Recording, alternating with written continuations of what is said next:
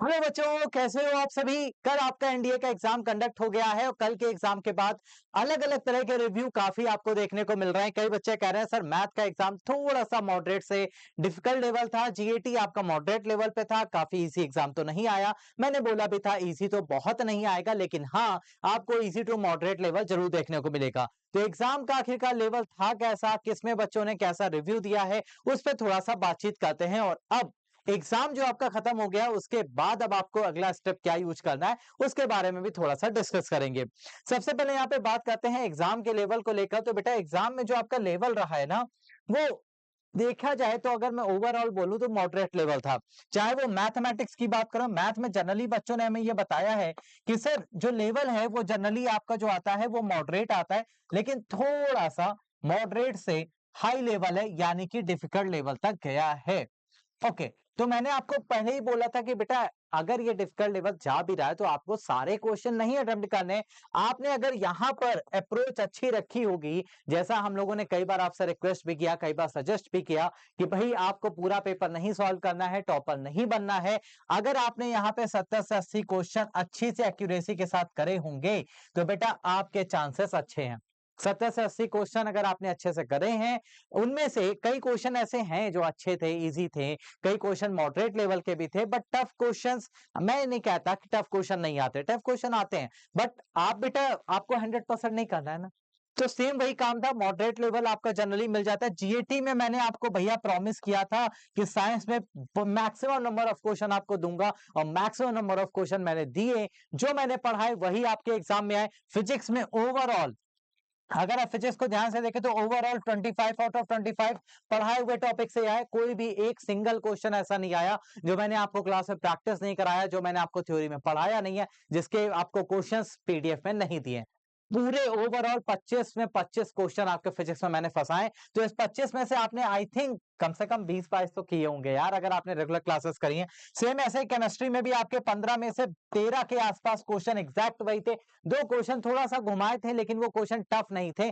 Concept आपको पढ़ा दिया था, बस क्वेश्चन की लैंग्वेज चेंज हुई थी वहां पे। तो अगर आपने अच्छे से समझा होगा तो आप आसानी से कर पाओगे। बायो में मैंने बोला था भाई लास्ट मोमेंट पे 5 क्वेश्चन आपको जरूर दे दूंगा, 5 क्वेश्चन वही आए जो मैंने आपको पढ़ाए थे। तो 10 में से 5 क्वेश्चन वहां पे है, बाकी आपका फिजिक्स केमिस्ट्री है। हिस्ट्री ज्योग्राफी का पोर्शन थोड़ा सा, हाँ मैं मानता हूं ज्योग्राफी आपका थोड़ा सा हाई लेवल था, अच्छे क्वेश्चन थे, मॉडरेट लेवल पे क्वेश्चन आए थे। करंट अफेयर और जीके से भी अच्छे क्वेश्चन आए थे, मॉडरेट लेवल यहां पर भी था। तो अगर आपने यहाँ पे 150 में यहां पर भी आपका अगर 70 टू 80 गया है तो मतलब अच्छा गया है। मैं बढ़िया से कह रहा हूं 70 टू 80 अगर आपने यहां पर भी अटेम्प्ट करे हैं तो भी अच्छा है। मॉडरेट लेवल का आपका पेपर था, बहुत ज्यादा टफ नहीं, बहुत ज्यादा इजी नहीं, मॉडरेट लेवल पे आपसे पेपर में सारी चीजें पूछी गई थी। अब कई बच्चे यहाँ पे दो तरह के धाराएं लेकर घूम रहे हैं कि सर एक वो बच्चे हैं जिनके एग्जाम तो अच्छा हुआ है, जिनका एग्जाम उनको लग रहा है कि सर हमारा तो क्लियर हो जाएगा, एग्जाम तो अच्छा हुआ है। लेकिन यहाँ पे दूसरे टाइप के बच्चे ये हैं जिनको लेकर डाउट है, जिन्हें ये डाउट है कि सर इस बार तो नहीं होगा, जो डाउट में घूम रहे हैं। तो भाई दोनों के लिए मैं बताता हूं।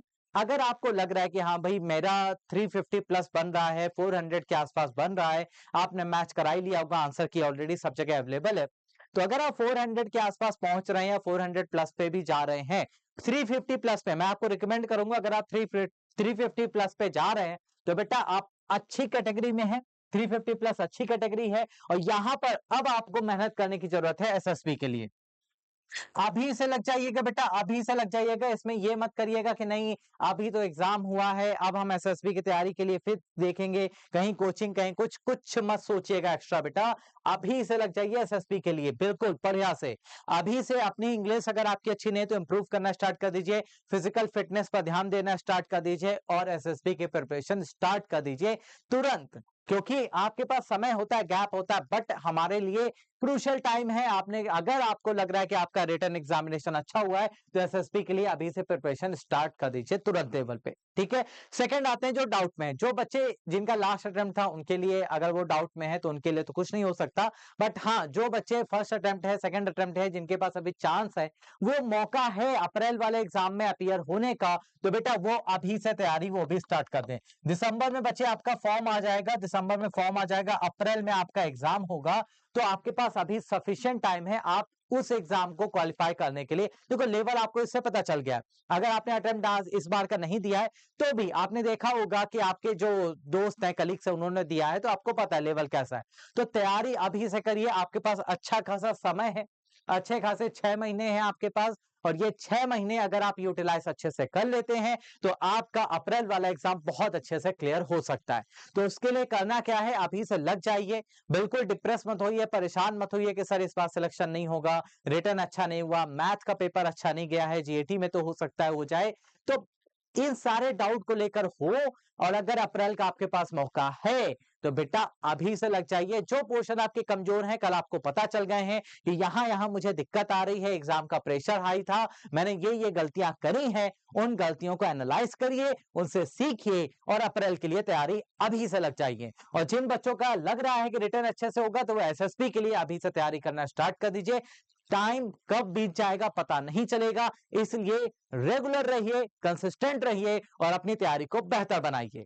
ओके, बाकी वेदा एकेडमी आपके साथ हमेशा है। आपको कोई भी डाउट, समस्या, परेशानी आप टेलीग्राम पर हमसे कनेक्ट कर सकते हैं, और अप्रैल वाले बैच के लिए हम तैयारी बिल्कुल आपको कराएंगे। तो यहां पर आप कनेक्ट रहिए, हमारे साथ जुड़े रहिए, जिससे कि आप फ्रेश बैच जो आपका स्टार्ट होगा उसमें आप डिटेल्ड आपको पढ़ाने वाले हैं। ये जो हमारा पहला बैच था इसमें हमने सिर्फ प्रैक्टिस सीरीज रखी, क्योंकि काफी लेट स्टार्ट हुआ था, इसलिए हम थ्योरी नहीं कंडक्ट कराए, लेकिन फिर भी लास्ट के 2 महीने में हमने जो पढ़ाया पेपर आपका वहीं से आया।